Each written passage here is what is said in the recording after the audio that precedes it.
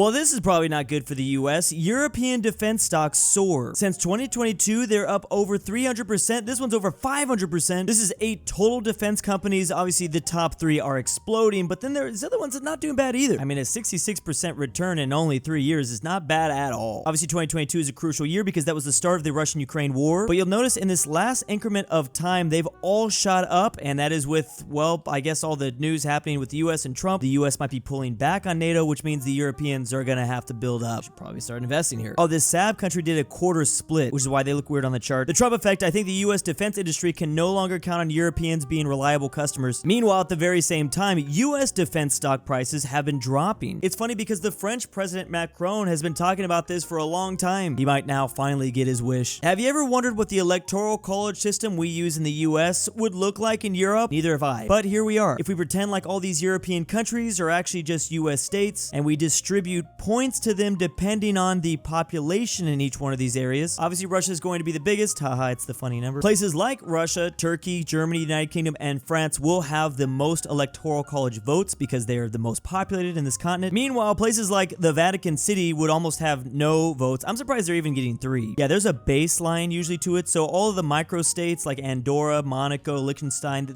oh, even Luxembourg gets 3. You get something, even though, I mean, geez, the Vatican literally only has like 1,000 people living here. Even Iceland is getting the bare minimum. So obviously, if we're running for president in this style of European politics, we're gonna want to get all of the, well, all the points out of Russia and Turkey. But typically speaking, you have a lot of states that, you know, tend to just go one way. They tend to vote one way. You'd actually have to find the swing states, and usually you focus most of your energy there. I wonder if you still need to add up to 270 to become president of Europe. Each Russian vote would be representing 2 million people, whereas each Vatican vote would represent a little over 200. That is why the system is really weird. I'm glad that you guys are now able to see that. Yeah, like our state of Wyoming loves this because Wyoming is the least populated state with only 500,000 people in it, yet they have a lot of political power, both in the Electoral College and in our Congress, the Senate. Your vote goes way further in that state than the most populated state, California. I'm not bitter. I'm totally not bitter. But how far can $1 million actually get you? If you're gonna retire, these are the places you're gonna want to go, and you do not want to be at the place I currently am located. It does get worse though. The shortest is Hawaii. $1 million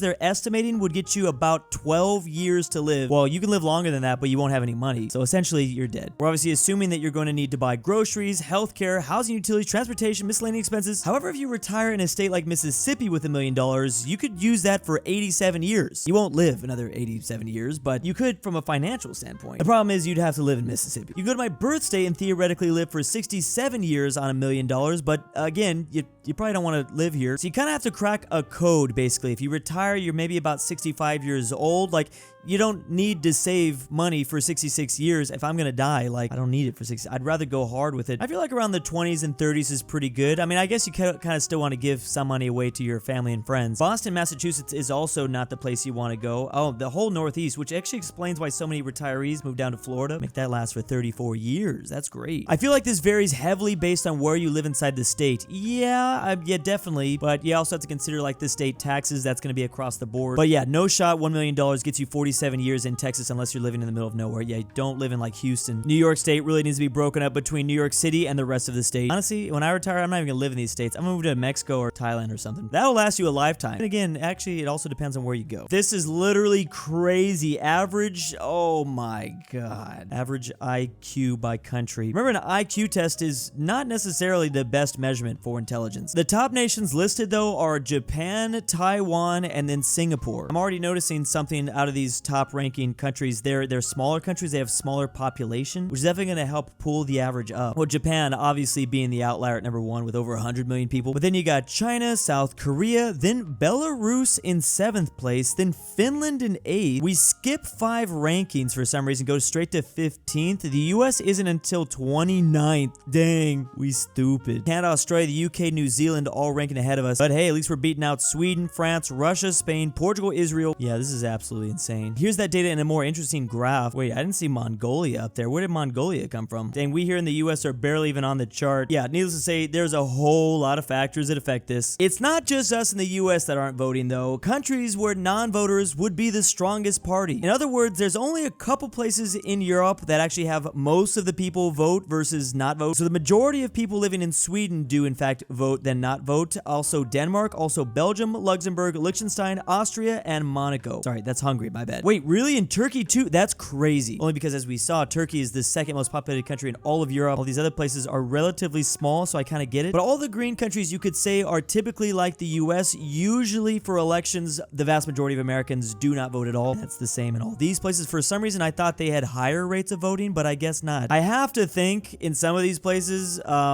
that some of these numbers are fudged a little bit, like Russia. Well, maybe like a majority of Russians don't vote, but yeah, are we really going to trust Russian elections? I mean, Belgium is only red because voting is mandatory. I'm sure we would be green otherwise. It's worth noting that voting is legally mandatory in Bulgaria, but it's Bulgaria. Last elections have turnout of like 30 to 40%. What this map actually shows is that lots of European countries have coalition governments formed by 20% or maybe 30% of the party allied. I think this is trying to say that 20 to 30% of the entire population of a nation is basically controlling that nation usually. The German election is still going on, so we don't know yet. Oh, that's right. They might actually be red too. Here is the official results of the German election in 2025. Everyone is very focused on this AfD party. However, the CDU and CSU have gained a majority. Apparently, the Social Democrat Party took the biggest L they've taken since like post-World War II, pre-World War II, during World War II, something. You can see it's just been Hamburg and a couple other spots that are in the red. The AfD actually did win one county in Germany that wasn't in the former East German country. Then you have places like the Greens, the Left, the BSW, and other. What's other? And how they beat the FDP? That's sad. FDP got wiped out like crazy. Here's basically a summary of all the parties with their letters and acronyms. If North and South Korea ever reunite, they'll have this problem, but 100 times worse. I seriously question if the Koreas should ever reunite, if there ever is an opportunity. Surprisingly, there's a lot of people in South Korea that they know this, and yeah, they never do. I don't know why. I kind of just always assumed, of course, the South Koreans would want to reunite with the North and get, you know, unification on the peninsula. But Germany themselves is a pretty massive example that the political divide would be insane in the new Korea. I think it'd be far, far worse. There's a meme I reviewed earlier. The North Korean people would probably become the most right-wing people on Earth. Like, I'm talking like Imperial Japan levels, maybe. Who knows? Here's more insight on how it'd probably go in a unified Korea. Most people think it was because of the communists, but the reality is post-unification, the East industry was cannibalized by the West, and the people's standard of living did not match the West. They became part of a country that looked down on them and exerted dominance over them. And people wonder why the richest people on Earth want to be very unknown. This is the favorability ranking of all of the richest Americans. Obviously, Elon Musk being number one, currently at 55% unfavorability, and I'll be honest, there's no way that doesn't go up. This is definitely going to go down. But honestly, unfavorability is just as high with Jeff Bezos. No one likes Jeff Bezos, though. That's the issue. People really don't like Mark Zuckerberg. It's even worse for him. He's in third. He's the third richest man, but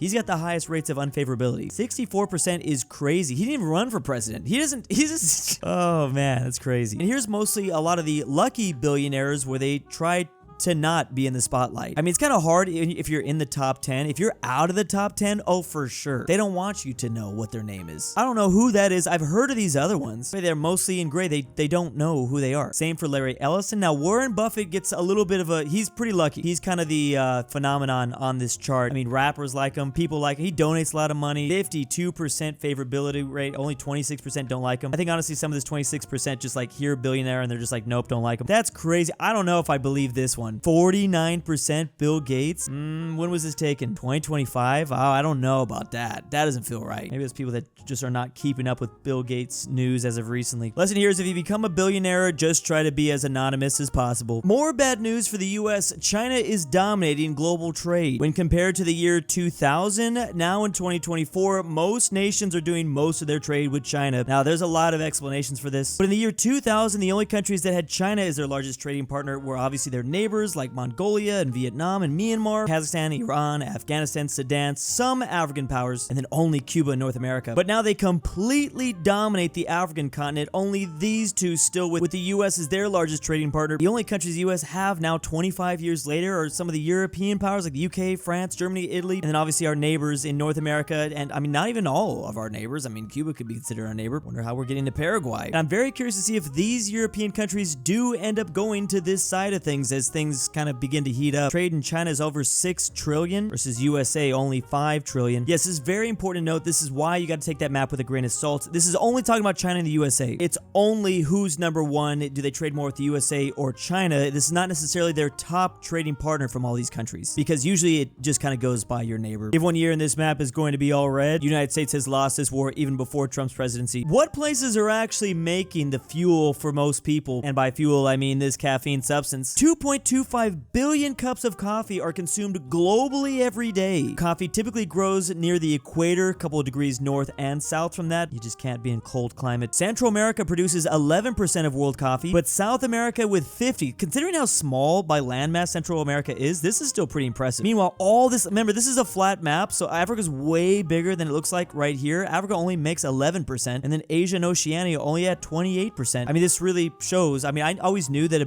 America was that was a big thing, the reason why the Europeans came and started colonies, getting all these resources. But 50% of all just in South America, and that's mostly in Brazil. In fact, Brazil is the #1 coffee producer. It's then Vietnam, and then third Colombia, another South American nation, and it's the Nordics. The Nordics love their coffee. That is so funny because these are all countries that are in the cold. They do not have, they don't grow coffee. Kind of funny because it kind of shows how global trade works. Typically, if you don't have a resource, it's more valuable. You like it more. Yeah, but the Nordic countries, they love their coffee. Not big tea drinkers over there. 1.25 million people globally depend on coffee. I'm definitely one of them. But 70 countries grow it. $102 billion of value. Obviously discussed how certain places are more tea places. These are all the coffee ones. I was going to say Brazil better be more of a coffee place. They make so much of it. Only outlier being Chile. Most of Europe, again, looking at where coffee is grown versus like who actually consumes it. I mean, it's only the British is the outlier. Vietnam too is the second world's biggest coffee producer. They better be drinking coffee. Oh, I just realized I love Vietnamese coffee. So good. So strong. There is no universe in which Iceland, with a population of 390,000, is the third biggest consumer of anything. Yeah, it's probably per capita, to be honest. As always, big ol' thanks to the patrons. Drew's Argentinian Trust Fund. Rip, Grandpa. I will force Drew to eat Spanish food unless he remembers Imperial and modern Japan have the same flag. Alexander the Terrible. Carmel. Connor Pavlik. DOOCHBAGGINS. Fredrik Tibblin. KingBearHaze.